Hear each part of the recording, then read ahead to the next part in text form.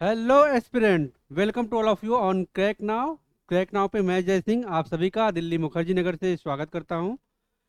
Aspirant, daily mains answer writing series में हम BPSC regarding जो मेंस में क्वेश्चन पूछे जाते हैं, और खास करके मैं साइंस एंड जो टेक्नोलॉजी से क्वेश्चन पूछे जाते हैं उसको डील कर रहा हूं, जिसमें डेली बेसिस पे एक क्वेश्चन हम देते हैं और उस क्वेश्चंस में आपको किस प्रकार के आइडियाज और किस प्रकार से आपकी थीम हो सकती है, जो भी कंटेंट प्रोवाइड करने होते हैं उसके संदर्भ में चर्चा करते हैं।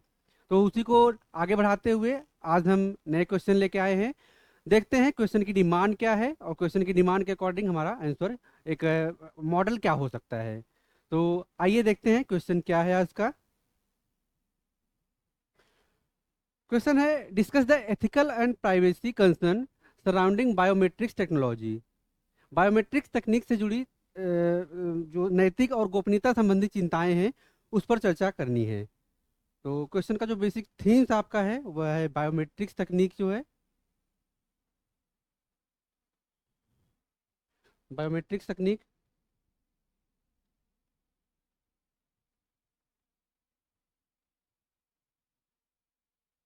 Just minute. क्वेश्चन की जो थीम है आपकी वह बायोमेट्रिक्स तकनीक के जो नैतिक और जो प्राइवेसी कंसर्न है उसके संदर्भ में हमें चर्चा करनी है। तो क्वेश्चन को अगर हम देखें तो बेसिकली आपका जो है बायोमेट्रिक्स तकनीक, इसकी नैतिकता क्या है, नैतिकता के संदर्भ में, और प्राइवेसी कंसर्न क्या है, इसको हम देखते हैं। तो शुरुआत करें अपने आंसर की। तो देखते हैं कि जो बेसिक बायोमेट्रिक्स तकनीक है जिसमें पहचान और जो प्रमाणीकरण है उसके संदर्भ में आप देखेंगे कि उंगलियों के निशान, आइरिस स्कैन जो आइरिस पैटर्न है, चेहरे की विशेषताएं और वॉइस प्रिंट जैसी जो विशेषताएं होती हैं उनका उपयोग शामिल होता है। अब ये सारी चीज़ें आपके जो पर्सनल डाटाज होते हैं उस डाटा में फीड करके आपकी ट्रैकिंग की जा सकती है। तो चिंता एक यहाँ पर उभर सकती है। तो एक चिंता तो इस रूप में आपके उंगलियों उंगलियों के निशान, चेहरे के जो विशेष पैटर्न है, चेहरे की विशेषताएं, आइरिस पैटर्न और वॉइस प्रिंट जैसी जैविक विशेषताएं जब इस रूप में इस्तेमाल की जाती हैं और अगर एक प्रॉपर डाटा स्टोरेज और लोकलाइजेशन नहीं होता तो चिंताएं उभर कर सामने आती हैं। तो इसमें जो प्रमुख नैतिक चिंताएं हैं उसे हम देखते हैं, जिसमें एक जो सूचित सहमति है, जिसमें हम देखेंगे कि बिना बायोमेट्रिक डेटा एकत्र किए जो व्यक्तिगत स्वायत्तता है और गोपनीयता अधिकार है उनका डेटा उपयोग के लिए सहमति के बारे में नैतिक प्रश्न उठता है। कहने का तात्पर्य ये है कि आपके डाटा का इस्तेमाल किस रूप में किया जा रहा है, इसके संदर्भ में जो नैतिक प्रश्न उठता है वह विशेष रूप से क्या है, आपके प्राइवेसी कंसर्न। सेकंड हम देखें तो इसमें आपकी निगरानी और ट्रैकिंग किस रूप में होती है, कि आप देखेंगे कि जो भी आपके फीडबैक होते हैं, जो भी आपके इनपुट ट्रैकिंग होती है उसमें जो बायोमेट्रिक प्रणाली है उसमें निगरानी, गोपनीयता और जो कानून प्रवर्तन एजेंसियां हैं वह इसके दुरुपयोग को संभावित करती हैं, दुरुपयोग की संभावना के बारे में चिंताएं बढ़ाती हैं। तो बायोमेट्रिक निगरानी प्रणाली की जो व्यापक तैनाती है वह नागरिक स्वतंत्रता को नष्ट कर सकती है और निगरानी की स्थिति में योगदान कर सकती है। तो हमने देखा सूचित सहमति जो आपकी प्राइवेसी कंसर्न होता है, एक पॉइंट ये चिंता का विषय है। दूसरा निगरानी ट्रैकिंग, और तीसरे संदर्भ में देखें तो भेदभाव और पूर्वाग्रह। भेदभाव पूर्वाग्रह इस रूप में संचालित होता है कि बायोमेट्रिक सिस्टम पूर्वाग्रह या अशुद्धियां प्रस्तुत करते हैं जो जनसांख्यिकी समूहों जैसे जो नस्ल भेद, महिलाओं और विकलांग व्यक्तियों को प्रतिकूल रूप से प्रभावित करते हैं।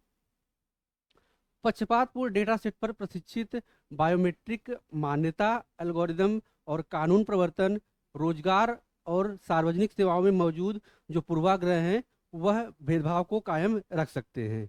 जिस प्रकार से आप देखेंगे कि एक कैटेगराइज करके और एक टारगेट किया जाता है वह इसमें शामिल हो जाता है आपकी निगरानी और ट्रैकिंग में। इसके नेक्स्ट पॉइंट को देखें तो फोर्थ पॉइंट आपका जो नैतिक चिंता उभर कर सामने आती है वह है डेटा सुरक्षा और उल्लंघन। डेटा सुरक्षा एक बार में अगर हम बात करें तो एक बार समझौता हो जाने के बाद बायोमेट्रिक डेटा को पासवर्ड और पिन की जो एक बार समझौता हो जाने के बाद बायोमेट्रिक डेटा को पासवर्ड या पिन की तरह आसानी से नहीं बदला जा सकता है। तो बायोमेट्रिक डेटा की जो चोरी है वह अनधिकृत पहुंच और व्यक्तिगत गोपनीयता और सुरक्षा के लिए महत्वपूर्ण जोखिम पैदा करता है, क्योंकि बायोमेट्रिक पहचानकर्ताओं को रीसेट या बदला नहीं जा सकता। तो इस संदर्भ में बायोमेट्रिक जानकारी को उल्लंघनों को और दुरुपयोग से बचाने के लिए मजबूत जो डेटा सुरक्षा उपाय हैं उसे बनाना, उसको रेगुलेट करना आवश्यक है। तो इस संदर्भ में ये हमारी जो प्राइवेसी कंसर्न था और बायोमेट्रिक की जो नैतिक चिंता है उभर कर सामने आती है, इसके संदर्भ में हमने चर्चा किया।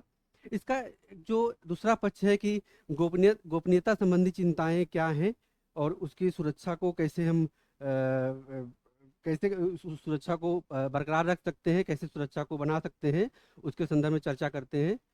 तो इसमें आपकी जो घुसपैठिया निगरानी, जिसमें व्यक्तिगत गतिविधियों, व्यवहार और बातचीत पर नजर रखने में सक्षम बायोमेट्रिक सिस्टम व्यापक निगरानी और सार्वजनिक स्थानों, कार्यस्थल और ऑनलाइन प्लेटफॉर्मों में गोपनीयता के क्षरण के बारे में चिंताएं पैदा करता है।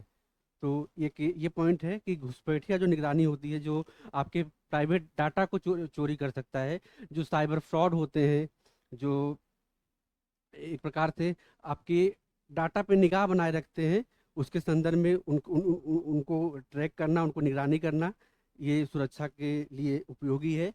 दूसरा, डेटा न्यूनतमकरण, जिसे हम कहते हैं कि डेटा मिनिमाइजेशन।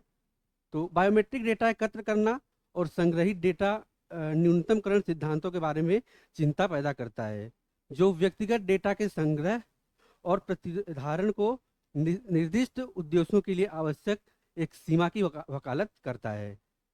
इसमें आप देखेंगे कि व्यक्तियों को अधिक से अधिक निगरानी और जांच महसूस हो सकती है, जिससे व्यक्ति और संघ की स्वतंत्रता पर भयावह प्रभाव पड़ता है। तो इस रूप में आपका जो डेटा न्यूनतमकरण है वह उपयोगी होता है। इसी में एक आपका टर्म यूज किया जाता है, फंक्शन क्रीप। अगर आप इसे एक जनरलाइज टर्म में समझे तो ये फंक्शन क्रीप जो है वह सुरक्षा या प्रमाणीकरण जैसे विशिष्ट उद्देश्यों के लिए शुरू में तैनात बायोमेट्रिक सिस्टम को पर्याप्त सुरक्षा उपायों या पारदर्शिता के बिना अन्य संदर्भों में पुनः उपयोग या विस्तारित किया जा सकता है। फंक्शन क्रीप तब होता है जब एक उद्देश्य के लिए एकत्रित किए गए बायोमेट्रिक डाटा का उपयोग असंबंधित उद्देश्यों के लिए किया जाता है, जिसमें बायोमेट्रिक पहचान प्रणालियों और स्कोप क्रीप और जो इसकी जो एक मिशन की जो तारतम्यता है उसके संदर्भ में यह उपयोग होता है। तो फंक्शन क्रीप बेसिकली डाटा चोरी का एक रूप होता है, जिसमें आपके डाटा को मैनिपुलेट करके और उसमें कुछ नई चीज़ें ऐड करके आपके प्राइवेसी कंसर्न को हानि पहुंचाई जाती है। तो इस रूप में यह जो है एक चिंता पैदा करता है। इसके अलावा अगर हम सुरक्षा के कंसर्न पे बात करें तो सीमा पार जो डेटा स्थानांतरण होता है, जैसे आप फेसबुक ले लो, गूगल ले लो और अदर जो टेक्निकल जायंट कंपनियां हैं, वह डेटा लोकलाइजेशन और डेटा स्थानांतरण में क्या करते हैं कि आपका डेटा इंडिया में तैयार हो रहा है, डेटा आपका स्टोरेज इंडिया में होना चाहिए, लेकिन वह यहाँ इंडिया में ना होके वह वेस्टर्न कंट्री यूएसए में होता है। तो यहाँ पर एक क्षेत्राधिकार में एकत्र किया गया बायोमेट्रिक डेटा दूसरे क्षेत्राधिकार में स्थानांतरित होने पर विभिन्न गोपनीयता नियमों और डेटा सुरक्षा मानकों के अधीन हो सकता है। तो सीमा पार डेटा स्थानांतरण कमजोर गोपनीयता कानूनों या सत्तावादी शासन में डेटा संप्रभुता और क्षेत्राधिकार संबंधी जो संघर्ष होते हैं कि डेटा के संदर्भ में भारत और जो अन्य विदेशी कंपनियां हैं उनमें डेटा के दुरुपयोग या शोषण की संभावना के बारे में चिंताएं पैदा होती हैं। नेक्स्ट जो समन रणनीतियां हैं, इसमें कमी कैसे की जा सकती है। तो कमी आप जो है डिज़ाइन इसका एक प्रॉपर होना चाहिए, पारदर्शिता और जवाबदेही एक निश्चित की जानी चाहिए, जिसमें पारदर्शिता और जो डाटा का ट्रांसपेरेंसी है और डाटा की पारदर्शिता है वह इस रूप में उभर कर सामने आए। नैतिकता और जो दिशा निर्देश, जो विनियम रेगुलेशन है, उस पर काम होना चाहिए, और बायोमेट्रिक एन्क्रिप्शन का इस्तेमाल किया जाना चाहिए। तो ये सारे की पॉइंट हैं जिस पे आपको अपनी जो पॉइंट है लिख कर आप अपने आंसर को प्रस्तुत कर सकते हो। तो ये सारे क्वेश्चन जो हैं, जो सारे टर्म हमने देखे, वह बायोमेट्रिक तकनीक से जुड़ी जो नैतिक और गोपनीयता संबंधी चिंताएं हैं, उसका एक आधार है। तो ये एक देखें तो एक जनरली ओवरव्यू था। आप अपने फ्रेंड सर्कल में इस वीडियो को शेयर कीजिए और हमारे चैनल को सब्सक्राइब कीजिए। मिलते हैं नेक्स्ट क्वेश्चन में, नेक्स्ट क्लास में नए क्वेश्चन के साथ। तब तक पढ़ते रहिए, व्यस्त रहिए, मस्त रहिए। Thank you so much.